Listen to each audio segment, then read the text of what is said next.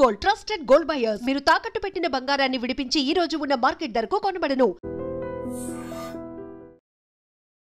Welcome to I Dream News and నిజాలు. Kaveri travels bus ప్రమాదం జరిగి రోజులు గడిచిపోతున్నాయి. 19 మంది సజీవ దహనం అయిన తర్వాత వారికి ఎక్స్గ్రేషియా కూడా చెల్లించింది ప్రభుత్వం. 2 కేసులను అయితే ఫైల్ చేసింది. బట్ దాంతోనే సరిపోతుందా? ఓవరాల్గా దేశవ్యాప్తంగా బోల్డ్ అన్ని ప్రైవేట్ ట్రావెల్స్ బస్సులు తిరుగుతున్నాయి. అందులో ఎంతమంది అన్క్వాలిఫైడ్ డ్రైవర్లు ఉన్నారు? అందులో క్యారియర్లుగా కొరియర్లని ఎందుకని పంపిస్తూ ఉన్నారు? బోల్డ్ అని క్వశ్చన్స్ ఉన్నాయి. ఆన్సర్స్ ఇవ్వాల్సింది ఎవరు? బ్లేమ్ గేమ్ జరగకుండా ఖచ్చితంగా ప్రయాణికుల భద్రతే ముఖ్యంగా ప్రయాణాలు సాగాలంటే ఏం జరగాలి? మనతో పాటుగా ఉన్నారు సీనియర్ జర్నలిస్ట్ సురేష్ కొచ్చతిలి గారు. సార్ నమస్తే. సార్, మనం మొన్న యాక్సిడెంట్ అయిన వెంటనే మాట్లాడుకున్నాం. అందులో ఉన్నటువంటి టెక్నికల్ ఇష్యూస్ ఇవన్నీ.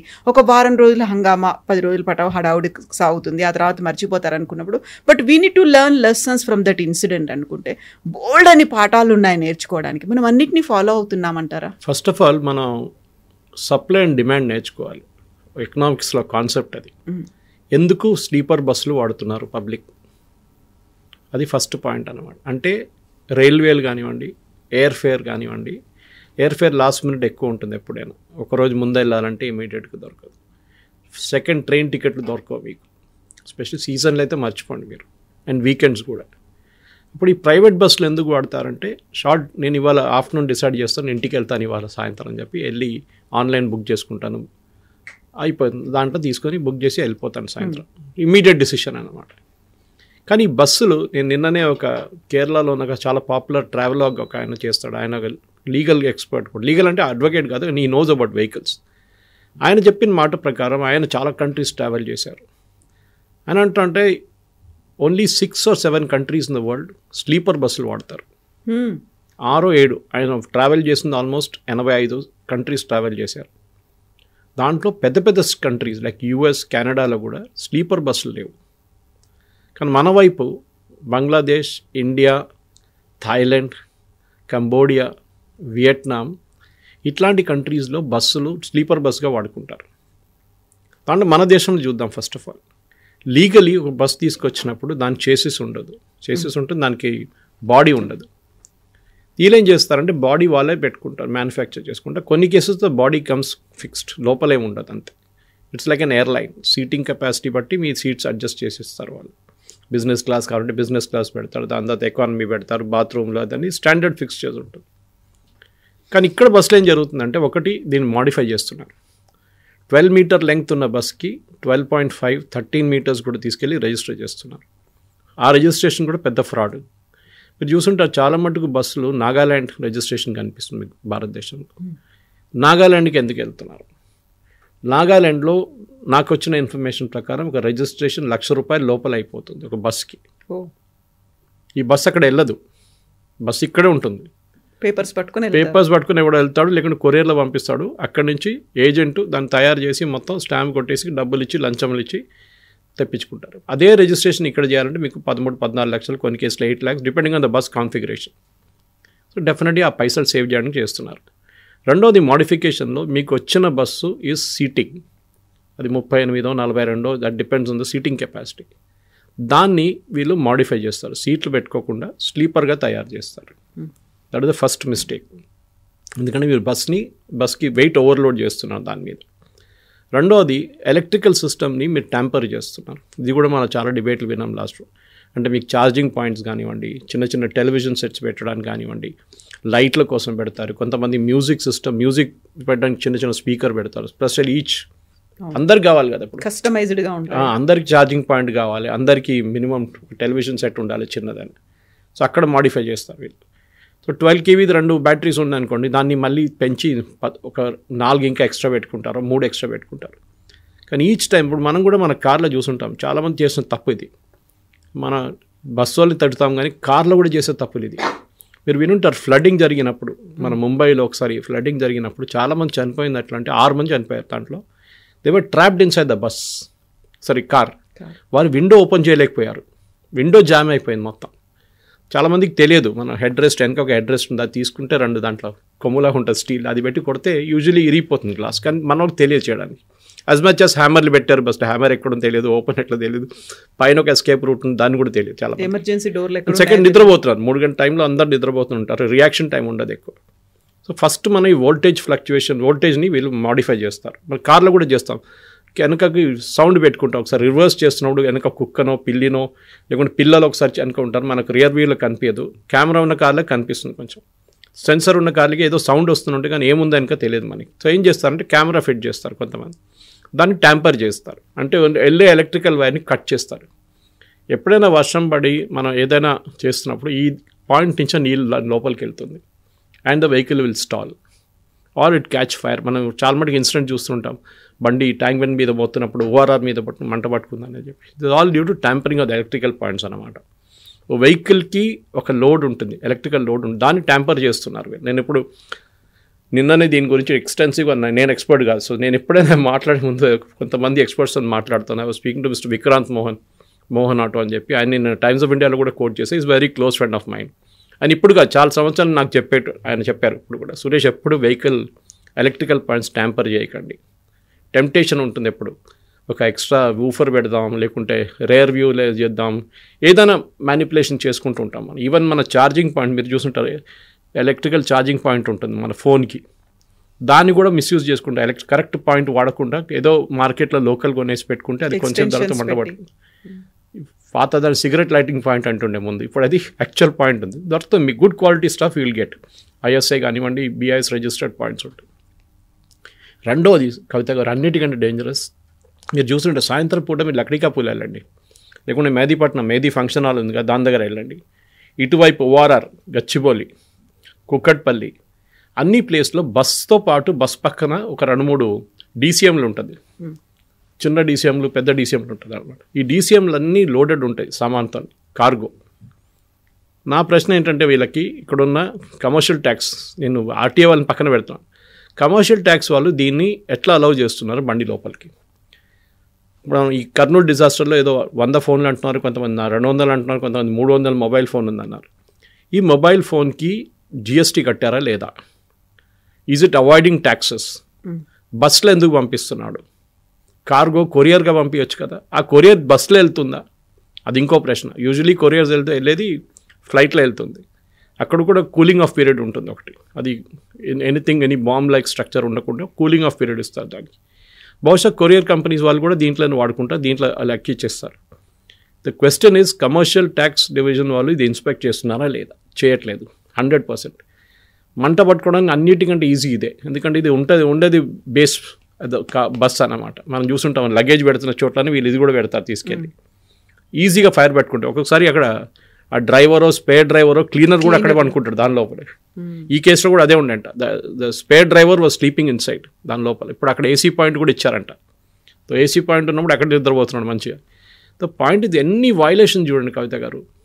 మనం ఆ బైక్ డ్రైవర్ సరే ఆయన చేసిన తప్పు, దాని డౌటే లేదు, డ్రంక్ అండ్ డ్రైవింగ్, ఆయన యాక్సిడెంట్ ముందే జరిగింది, చనిపోయిండు, బైక్ రోడ్డు మీద పడి ఉంది, అంతా ఉంది కరెక్టే. కానీ అది ఒక accident, real accident. You can't even blame the bus driver for it, ఎందుకంటే అక్కడ బైక్ పడడం ఎవరికి తెలియదు. మనం కూడా రాత్రి నడిపిస్తున్నప్పుడు రియాక్షన్ టైం ఉండదు, 100 మీటర్ దూరంలో బైక్ కనిపిస్తే ఏదో వెహికల్ కనిపిస్తే బ్రేక్ కొడితే కూడా ఆగదు, పెద్ద బస్సులో పోతూనే ఉంటుంది.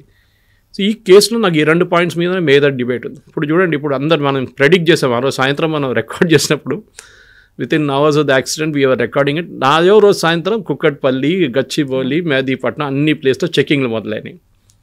అది పేపర్ తీసుకురా, ఆ పేపర్ తీసుకురా, ఈ పేపర్ తీసుకురా అని చెప్పి అది 3 రోజులు ఉంటుంది, 4 రోజులు ఉంటుంది, దాని తర్వాత అందరు మర్చిపోతారు. మీకేం చేయక్కర్లేదు. ఇప్పుడు అన్ని ప్లేసెస్లో చెక్ పోస్ట్ తీసేశారు, తెలంగాణ కానీ ఆంధ్ర వైపు కానీ మొత్తం జిఎస్టీ వచ్చిన తర్వాత చెక్ పోస్ట్ లేవు. ఇప్పుడు ఇంటిగ్రేటెడ్ చెక్ పోస్ట్ ఎక్కడ లేదు. మీకు ఒక బార్ కోడింగ్ ఉంటుంది, అది చూపించుకుంటే వెళ్ళిపోతారు వాళ్ళు అంతే, లేకుంటే ఒక క్యూఆర్ కోడ్ ఉంటుంది, దాన్ని చూపిస్తారు మీ వే బిల్ మీద. మోస్ట్ ఇంపార్టెంట్ పాయింట్ అంటే ఇది ఈ ట్రావెల్ చేస్తున్నప్పుడు, for example Hyderabad to Bengaluru, even baggage కూడా చెక్ చేయరు. మన అన్నిటికంటే డేంజరస్ మనం చూసాం మొన్న కూడా ఒక ఫ్లైట్లో, ఇంటర్నేషనల్ ఫ్లైట్లో బ్యాటరీ ప్యాక్ మంట పట్టుకుంది, పవర్ బ్యాంక్. ఎప్పుడు మన దగ్గర చెప్తారు చూడండి, పవర్ బ్యాంక్ ఉంటే బ్యాగ్లో పెట్టకండి, టేక్ ఇట్ విత్ యూ అని చెప్పేసి. కానీ ఎంతమంది వింటారు? దాంట్లో పవర్ బ్యాంక్ ఉందో తెలియదు, నోబడీ చెక్స్. ఈ క్లీనర్ లోడ్ చేస్తారు కదా, వాళ్ళకి ఉంటే ఏంటి, ప్లేన్ ఏంటి లేదంటారు, ఎవరైనా అడుగుతూ లేదంటారు. కానీ ఇన్ఫ్లేమబుల్ థింగ్స్ ఉండొచ్చు. ఫర్ ఎగ్జాంపుల్ ఏదైనా ఆయిల్ క్యారీ చేస్తున్నారు, హెయిర్ ఆయిల్ ఉండొచ్చు, ఇంటి నుంచి అమ్మగారు తయారు చేసి ఇచ్చిన ఆయిల్ ఉంటుంది, అది తీసుకెళ్తారు కొంతమంది. లేకుంటే ఇంకేదైనా ఆయిల్స్ తీసుకెళ్తారు, అది కూడా ఇదే బ్యాగేజ్లో ఉంటుంది. మనం అది అనుకుంటా ఏం పోయిందిలే, చిన్న ఆయిల్ కదా, ఏం కాదులే అనుకుంటాం. These are all combination of circumstances అన్నమాట. అది మనం కూడా మన తప్పు కూడా ఉంది దాంట్లో. యాజ్ అ ప్యాసింజర్ మన తప్పు కూడా ఉంది, ఎందుకంటే we are also compromising our security. నేను ఆ రోజు చెప్పినట్లు 140 కోట్ల మంది ఉన్నాం, 19 మంది చనిపోతే ఏమవుతాయిలే అని చెప్పేసి, ఇది మన లాజిక్ ఉంటుంది. సో ఓవరాల్గా చూస్తే ద ఫస్ట్ స్టెప్ ఏం చేయాలంటే బస్సుది మోడిఫికేషన్ మీరు ఎట్లా చేశారు. ఆ బస్సు ఒరిజినల్ కాన్ఫిగరేషన్ తీసుకొచ్చేదాకా బస్ని రిలీజ్ చేయకూడదు. ఇప్పుడు కూడా స్లీపర్ బస్గా నడుస్తుంది, మీ రిజిస్ట్రేషన్ ఏముంది, స్లీపర్ బస్గా ఎట్లా రిజిస్టర్ చేస్తారు when the original bus was meant for only seating. ఇది first question. Second, state government బస్సెస్కి కూడా చెకింగ్ ఉండాలి, ఎందుకంటే అక్కడ కూడా ప్రైవేట్ బస్సెస్ కొంతమంది మాడిఫై చేసి నడిపిస్తున్నారు, లీజ్కి ఇస్తున్నారు, కానీ అక్కడ చాలా స్ట్రిక్ట్ కంట్రోల్స్ ఉంది, అది లేదని చెప్పలేము మనం. మన కేరళలో కేసు జరిగింది, కేరళ గవర్నమెంట్ బస్సెస్ ఒకటి 12.24 మీటర్స్ అయితే దాన్ని రిజిస్ట్రేషన్ అలౌ చేయలేదు వాళ్ళు. ఎక్సీడ్ అయింది, 0.24 అంతే. రిటర్న్ పంపించి ఆ ఫ్రంట్ పోర్షన్ మొత్తం చాప్ చేసేసి మళ్ళీ కొత్తగా బాడీ పెట్టి మళ్ళీ తీసుకొచ్చి అంతా రిజిస్టర్ చేశారు. అదే బస్సు మీరు నాగాలాండ్ పంపిస్తే నాగాలాండ్ రిజిస్ట్రేషన్కి వాడు 12 ఉందో 14 ఉందో పట్టించుకోరు అసలు. చాలా మటుకు మోడిఫికేషన్ అయితే ఉంటుంది. సో ఈ మోడిఫికేషన్ వెహికల్లో చేస్తున్నప్పుడు అది ఇదొక్కటే కాదు, మనం చూసుంటాం. Even stage carriage, contract carriage, అది కూడా పెద్ద ప్రాబ్లం ఈ బస్సులో. మీరు ఒక స్టేట్ నుంచి ఒక స్టేట్ ఏ రూల్ మీద వెళ్తున్నారు. కొంతమంది ఆల్ ఇండియా పర్మిట్ అంటారు. You are suppose to take only passengers. మీరు ఒక ప్లేస్ నుంచి ఇంకో ప్లేస్కి తీసుకెళ్ళి నడిమిట్లు ఎవరిని ఎక్కించకూడదు. ఈ దీంట్లో కూడా చూసాం మనం, the one passenger and passenger manifest లిస్ట్లో లేడు. ఆరామ్ గారిలో ఎక్కాడు, ఎందుకంటే ఈ డ్రైవర్లకి ఎక్స్ట్రా డబ్బులు వస్తాయి. అటు సీట్ ఖాళీ ఉంది కదా, ఎట్లయినా ఒక్కడిని ఎక్కించుకుంటారు. నేను ఎప్పుడు చూసాను, మనం ట్రావెల్ చేస్తే రెగ్యులర్ ఫీచర్ ఇది, నడిమిట్ల గుత్తిలోనే ఒకడు ఎక్కుతాడు, డ్రైవర్కి డబ్బులు ఇచ్చేస్తారు, అక్కడి నుంచి వెళ్ళిపోతారు వాళ్ళు. ఈ కాన్స్టెంట్గా ఈ neglect. One, modification of vehicle registration. First ఈ నాగాలాండ్ రిజిస్ట్రేషన్ ఎవరైనా కోర్టుకి వెళ్ళి they should get a stay against this. Buses Nagaland ఉంటే ఈ బస్సు నాగాలాండ్కి అసలు వెళ్ళదు ఎప్పుడైనా. They should be some condition that this vehicle should operate from Nagaland to Hyderabad రమ్మండి, నో అబ్జెక్షన్ ఫర్ ఎనీబడి. అది చేయరు వీళ్ళు. ఇది హైదరాబాద్ బెంగళూరు, హైదరాబాద్ చెన్నై, హైదరాబాద్ విజయవాడ నడిపించుకుంటారు వీళ్ళు బస్సులు. సెకండ్, నేను చెప్పినట్టు ఎలక్ట్రికల్ పాయింట్, ఇదే కంపల్సరీగా దీని స్పెసిఫిక్ సబ్జెక్ట్ నాలెడ్జ్ ఉన్న వాళ్ళతోనే ఒక బస్ చెక్ చేయించి ఎక్స్ట్రా పాయింట్స్ని ఉంటే దాని సేఫ్టీ కాంప్రమైజ్ చేయకుండా వాల్వో కానీ, స్కానియా కానీ, మర్సిడీస్ కానీ వీళ్ళతో మాట్లాడి extra they should create a structure. దానికి చేయొద్దని అంటలేదు. ఇప్పుడు అందరికీ ఛార్జింగ్ పాయింట్స్ కావాలి. ఇప్పుడు ట్రైన్లు ఎక్కితే కూడా ఫస్ట్ మనం బర్త్ ఉందా లేదా అది చూడడం, బెడ్షీట్లు ఉందా అని చూడడం, ఫస్ట్ ఛార్జింగ్ పాయింట్ ఉందా చూస్తాం మనం. అది దట్ ఎవ్రీబడి నీడ్స్ ఇట్ అన్నమాట. మీరు సెకండ్ ఏసీలో థర్డ్ ఏసీలో ట్రావెల్ చేస్తున్నారు, మీకు కంపల్సరీగా ఛార్జింగ్ పాయింట్ మీ సీట్ పక్కనే ఉంటుంది. కొంతమంది రాత్రి అది పెట్టేసి పడుకుంటారు, నిద్రపోతారు. కానీ రైల్వేలో ఒక పాయింట్ ఉంది, ఆఫ్టర్ 11 వాళ్ళు కట్ ఆఫ్ చేస్తారు పాయింట్స్ సేఫ్టీ కోసం, బికాజ్ ఓవర్లోడ్ అయిపోతే ఎక్కడ అని చెప్పి. బస్సెస్లో పాయింట్ లేవు, they don't cut it of. అది సో ఆ ప్రాబ్లమ్స్ అన్నీ ఉన్నాయి. సో దానికోసం ఎందుకంటే ఇప్పుడున్న electrical inspectors, motor vehicle inspector వాళ్ళకి సబ్జెక్ట్ నాలెడ్జ్ లేదు. వాళ్ళు ఏదో ఈ వారం ఇక్కడ ఉంటారు, నెక్స్ట్ పాయింట్ చెక్ పోస్ట్ వేస్తారు, 3వ వారం డ్రైవింగ్ టెస్ట్లో పెట్టేస్తారు, 4వ వారం హెవీ వెహికల్ టెస్టింగ్లో పెట్టేస్తారు. వాళ్ళకి they don't specialize in anything. So they should be electrical inspectors who will know load of vehicle పెట్టి దాన్ని బట్టి. కమర్షియల్ ట్యాక్స్ వల్ల ఎవ్రీ డే ఈ బస్ డ్రైవర్స్ని క్వశ్చన్ చేయాల్సి ఉంటుంది. ఎంత లోడ్ చేస్తున్నారు, మీరు ఎంత లోడ్ చేస్తున్నారు, మీరు డబ్బులు ఎంత తీసుకుంటున్నారు, దీనికి జిఎస్టీ కట్టారా లేదా. This should be compulsory. ఇంకోటి, ప్యాసింజర్స్ కూడా ఇన్సిస్ట్ చేయాలి, బస్సు బయలుదేరే ముందు మాకు ఒక బ్రీఫింగ్ ఇవ్వండి, like we do in airlines. ఆ రోజు కూడా మనం మాట్లాడాం దీని గురించి. ఎమర్జెన్సీ సీట్ దగ్గర ఉంటే what are the steps you need to take, మీకు ఎక్కడెక్కడ ఎస్కేప్ పాయింట్స్ ఉందని చెప్పి ఒక బ్రీఫింగ్ 2 నిమిషాలు తీసుకుంటారు, 2-3 నిమిషాలు తీసుకుంటుంది అంతే. ఇక్కడ ఇది ఉంది, ఇది ఎట్లా ఓపెన్ చేయాలని చూపిస్తే వాళ్ళకు కూడా అర్థమైపోతుంది ఒకసారి. కానీ end of the day it is all about luck. అది కూడా ఉంది. మన ఇండియన్ రోడ్స్ మీద చాలా మటుకు లక్ ఈజ్ వెరీ ఇంపార్టెంట్. అది ఒక మోటార్ సైకిల్ రోడ్ వచ్చిండు, లేకుంటే రేపు ఒక కుక్క రావచ్చు, లేకుంటే ఒక ఏం చెప్తారు ఏదో ఒక బఫెల్లో రావచ్చు, ఏదైనా రావచ్చు రోడ్ మీద సడన్గా. మన హైవే మీద యాక్సెస్ ఫ్రీ లేదు ఎక్కువ, ఓఆర్ఆర్ లాగా కాదు ఇది.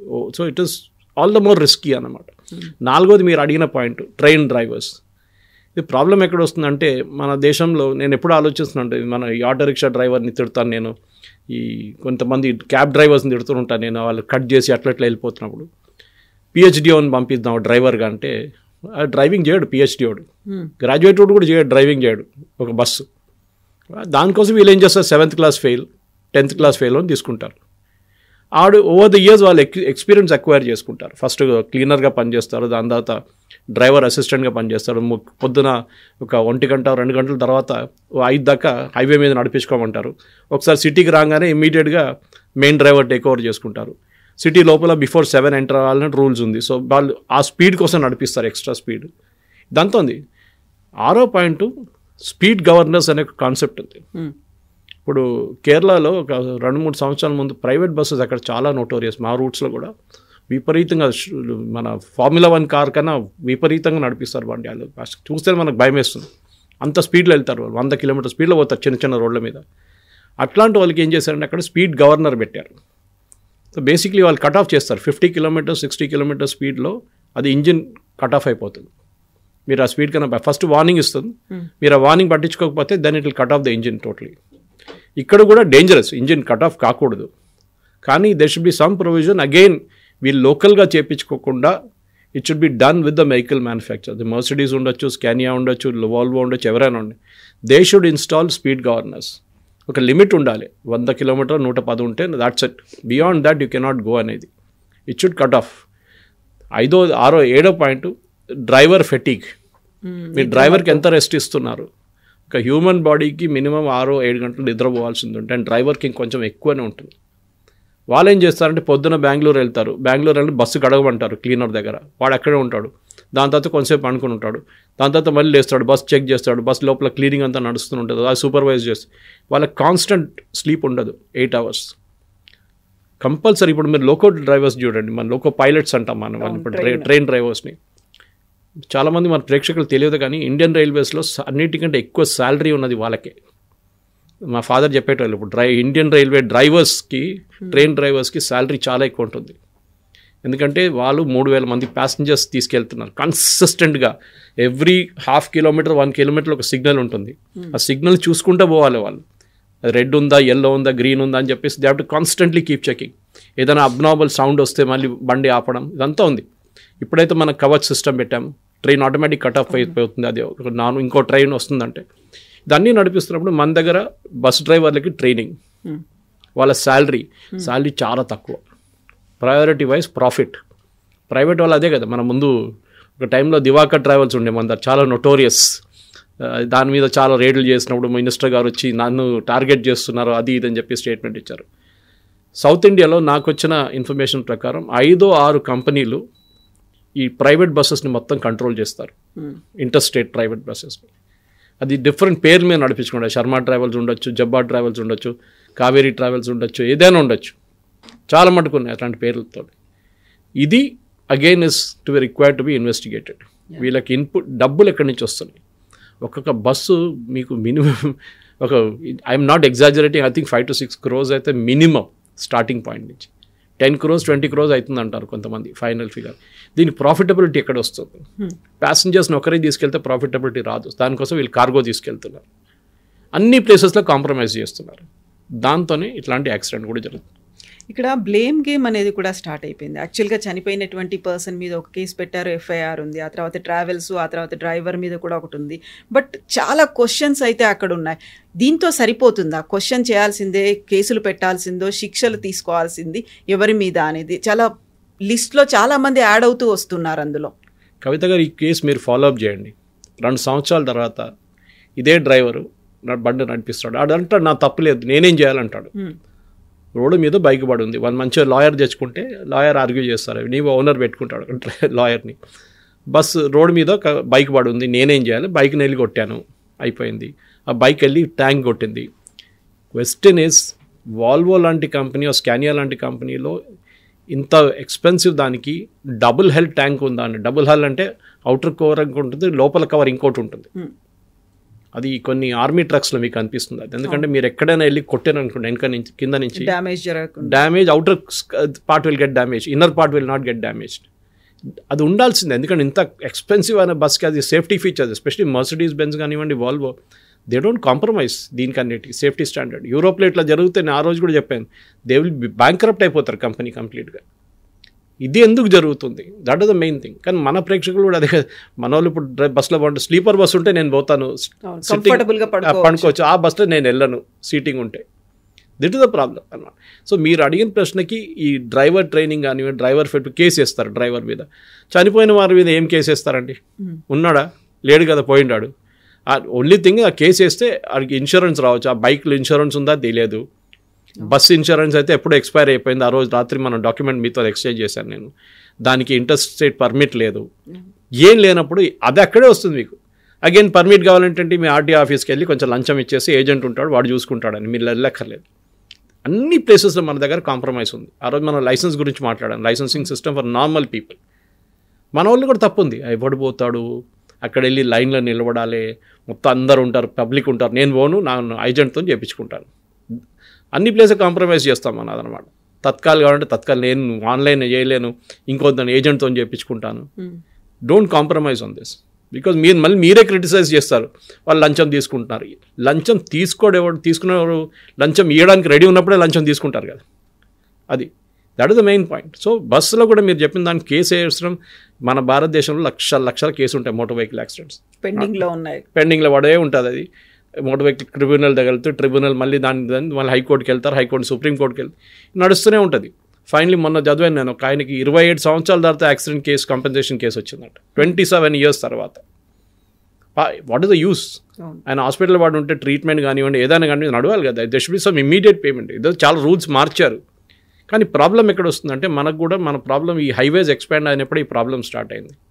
ఎందుకంటే స్పీడ్ కంట్రోల్ చేయలేకపోతాం మనం. ఓవరాల్ చూడండి, డైలీ యాక్సిడెంట్లు జరుగుతుంటాయి అక్కడ. బికాజ్ ఆ people don't know how to drive. Even the most educated fellows don't know how to drive. అదే వాడు మనం బయట కంట్రీకి వెళ్తే మస్తు డిసిప్లిన్తో నడిపిస్తారు బండి. ఇది ప్రాబ్లం. పెండింగ్ అయితే చాలా కేసులు ఉన్నాయి. వాటిని మళ్ళీ ఎప్పుడు చర్యలు తీసుకుంటారు, మళ్ళీ ఈలోపే రోడ్ల మీదకి వస్తుంటాయి, మనకేం తెలియదు కాబట్టి మనం చాలా బాగుంది, కంఫర్ట్గా ఉన్నట్టుంది అనేసి మనం ఎక్కుతుంటాం. We don't check everything. ఇందులో ఏమున్నాయి, సేఫ్టీ ప్రికాషన్స్ ఉన్నాయా, ఏవి మనకు తెలియదు. మనకు అవి రివీల్ కూడా చేయరు. హ్యాపీగా పడుకొని వెళ్ళొచ్చు అనే ఒక మాట ఉంటుంది, ఆ తర్వాత ఏమవుతుంది అనేది తెలియదు. And this will repeat and this will go on. ఇది లాస్ట్ది అవ్వాలి అంటే బోల్డ్ అంతా జరగాలి. మనకి కొరడా పట్టుకొని ఉండే ఒక person who bells the cat first అంటారు కదా, అలా ఏం చేయాలంటారు? ఫస్ట్ బ్లేమ్ ప్యాసింజరే కదండి. You are compromising your safety. మనకి ఎప్పుడు ఉంది, మన కర్మ అని ఒకటి ఉంది మనకి, అది ఎక్కడో రాసిపెట్టుంది. ఇద్దరు లిఖాయ అంటారు కదా, రాసి ఉంటుంది, తప్పించుకోలేము. అది ఒక డిఫిటీస్ట్ యాటిట్యూడ్ మన దాంట్లో. వస్తే వస్తుంది, ఏం చేయలేము. ఓకే, ఖానే వాలే కా నామ్, దానే పే లిఖాయ ఖానే వాలే కా నామ్ అంటాం, అక్కడ ఉంటుంది, అది రాసిపెట్టి ఉంటుంది. మనం ఒక ఆ ఫిలాసఫీలో వెళ్ళిపోతాం మనం. వస్తే వస్తుంది, రోడ్ క్రాస్ చేస్తున్నాడు బండి కొట్టి దాన్ని చనిపోతారు, పెద్దది ఏముంది, ఔరంగాబాద్ ఎయిర్ క్రాష్ చూసాం మనం, అక్కడేముంటుంది. So we have that attitude. Safety అనేది మన కల్చర్లో ఎక్కడ లేదు. అది మీరు ఇంట్లో కూడా చూడండి, మీరు ఇంట్లో ఉన్న ఎలక్ట్రికల్ పాయింట్స్ అక్కడ కూడా కాంప్రమైజ్ చేస్తారు. ఇప్పుడైతే at least ISI branded, BIS branded products వస్తున్నాయి, కానీ ఎంసీబీలు ఎంతమంది ఇన్స్టాల్ చేస్తారు? ఏసీ పెట్టినప్పుడు ఫర్ ఎగ్జాంపుల్ మీ ఇంట్లో 3 ACలు పెట్టుకుంటారు, దానికి ఉన్న లోడ్ ఎంత, 3 phase తీసుకున్నారు, ఆ 3 phase తీసుకుంటే కూడా ఎంత లోడ్ మీద నడుస్తుంది, ఎప్పుడైనా చెక్ చేయించారా? ఏముండదు. లాస్ట్లో ఒకరోజు మంట పట్టుకున్నప్పుడు అప్పుడు ఫైర్ డిపార్ట్మెంట్ వచ్చి షార్ట్ సర్క్యూట్ అంటారు. ఆ షార్ట్ సర్క్యూట్ అనే కాన్సెప్ట్ ఏంటి? Because you're overloading the system. Saturday రోజు నాకు తెలుసు, నేను ప్రీవియస్ 2-3 కంపెనీలు పనిచేసిన దాంట్లో కొంతమంది ఫ్రైడే రాత్రి సిస్టమ్ ఆన్ చేసి వెళ్ళిపోతారు, మండే మార్నింగ్ వస్తారు. ఆ రోజు వాళ్ళు వెళ్ళిన తర్వాత సాటర్డే సండే ఏసీ ఉండదు, ఏసీ ఆఫ్ చేసి పడేస్తారు, ఎవరు లేరు కదా ఆఫీస్లో అని చెప్పి. And that is how it catches fire. అది మన వర్క్ ప్లేస్ సెక్యూరిటీ మనకు లేదు, ఈ డ్రైవింగ్ దాంట్లో లేదు, అన్ని ప్లేసెస్లో వీఆర్ కాంప్రమైజింగ్. ఫస్ట్ ఏం చేయాలంటే, ఈ నేను చెప్పిన వెహికల్ కన్వర్జన్ ఒకటి ప్రాబ్లం. మీరు మినిస్టర్స్ రోడ్కి వెళ్ళండి, లేకుంటే అట్లాంటి చాలా ప్లేసెస్ ఉన్నాయి wear the vehicles get lot of thing. అక్కడ ఉన్న టెక్నీషియన్స్ ఏం చేస్తున్నారో చూడండి, వాళ్ళు వైరింగ్తో ఎట్లా కాంప్రమైజ్ చేస్తున్నారో చూడండి. అది చాలా ఇంపార్టెంట్. అది కూడా చెకింగ్ లేదు అక్కడ. So every place you have to check, every guy is responsible. ఎవరైనా బండితో ట్యాంపర్ చేస్తే బండి insurance is void, null and void. అది ఫస్ట్ ఉండాలన్నమాట. ఇప్పుడు వచ్చిన బ్యాటరీ కార్స్ చూడండి, బ్యాటరీ కార్స్ ఉన్నాయి, ఛార్జింగ్ ఎలక్ట్రిక్ వెహికల్స్, దాని ఛార్జింగ్ కూడా డిఫరెంట్. మీరు కొన్ని ప్లేసెస్కి వెళ్ళి సబ్స్టాండర్డ్ ప్లేస్కి ఛార్జ్ చేస్తే అది ఇంకో బ్యాటరీ మళ్ళీ మంట పట్టుకుంటుంది, అది తెలియదు. We're seeing some cases of catching fire అనమాట. అది ఇంకా 60-70% మన వెహికల్స్ ఎలక్ట్రిక్ వెహికల్స్ అయితే మళ్ళీ ప్రాబ్లమ్ స్టార్ట్ అవుతుంది. అక్కడ కూడా డ్రైవర్కి ట్రైనింగ్ ఉండదు. ఆ రోజు కూడా చూసాం, డ్రైవర్ దిగాడు, ప్యానిక్ అయ్యాడు, న్యాచురల్లీ ప్యానిక్ అవుతాడు. అని ఫైర్ ఎక్కడ, ఎక్స్టింగ్విషర్ ఎక్కడుంది, ఎట్లా యూజ్ చేయాలి ఏం తెలియదు వాళ్ళకి. ఏదో ఎప్పుడో నేర్పించుంటాడో మర్చిపోతాం. సో ఎవ్రీవేర్, ఈవెన్ నాకు గుర్తుంది మా బొలారం టెంపుల్లో కూడా, అయ్యప్ప టెంపుల్లో కూడా we installed fire extinguishers everywhere and అందరు నేర్పించాం, ట్రైనింగ్ ఇచ్చాం అందరికీ ఎట్లా యూజ్ చేయాలి. పూజారుల నుంచి మన కిచెన్ స్టాఫ్ అందరికి నేర్పించాం హౌ టు యూజ్ ఇట్ అనేది. కానీ fire will always happen when there's nobody around. అది ప్రాబ్లం అనమాట. మీరు చూడండి మ్యాక్సిమం ఫైర్ యాక్సిడెంట్ ఎప్పుడు సాటర్డే రోజు రాత్రి జరుగుతుంది, లేకుంటే సండే రోజు ఎవరు లేనప్పుడే జరుగుతుంది. అది అప్పుడు రియాక్ట్ కావడం సెక్యూరిటీ గార్డ్ ఉంటాడు, వాడికి మినిమల్ ట్రైనింగ్ ఉంటుంది, వాన్ నేర్పియాలి ఫస్ట్. కాన్సిస్టెంట్గా దే షుడ్ బి ట్రైనింగ్. ఇంకోటి మీరు కాంప్రమైజ్ చేయకండి. మీరు బస్సులో ఎక్కినప్పుడు ఫస్ట్ అడగండి, నాకు ఎమర్జెన్సీ ఎగ్జిట్ చూపించమని చెప్పండి డ్రైవర్ దగ్గర, ఆ కండక్టర్ దగ్గర, ఎవరైనా క్లీనర్ ఉన్నా అది చెప్పండి, నాకు చూపించండి ఎక్కడ ఉందండి. And this is for every bus, not just private sector bus, మనం స్టేట్ గవర్నమెంట్ బస్సెస్ కూడా అంతే. Same thing should be followed. ఒక సేఫ్టీ కల్చర్ రావాలి మన దాంట్లో. ఆ సేఫ్టీ కల్చర్ లేదు. ఆ సేఫ్టీ కల్చర్ అనేది మన లైఫ్లో ఎక్కడా లేదు, zero. That is the problem అన్న. Yes, sir. Thank you, sir. Thank you very much. And don't forget to subscribe to iDream. And for more videos, Please subscribe to iDream. Please subscribe to iDream. Please subscribe iDream. And please subscribe to iDream. For more videos, subscribe to iDream. please like, share and subscribe to the channel. Congratulations, iDream. Subscribe to iDream. Subscribe to iDream. So subscribe to iDream Media. iDream ki iDream team andarki huge congratulations. Please subscribe iDream Media. Please subscribe to iDream. Subscribe iDream. Please subscribe to iDream. iDream అంటే నా కళల ఛానల్ను subscribe చేసుకున్న నోరు తిరుగుతలేదు, మీరైతే గంట గుర్తు కొట్టండి. For more such videos, please subscribe to iDream. Subscribe to iDream. Please subscribe to iDream. Please subscribe iDream Media. Please do subscribe to iDream. Please subscribe to iDream Media. For best entertainment and information, please subscribe iDream.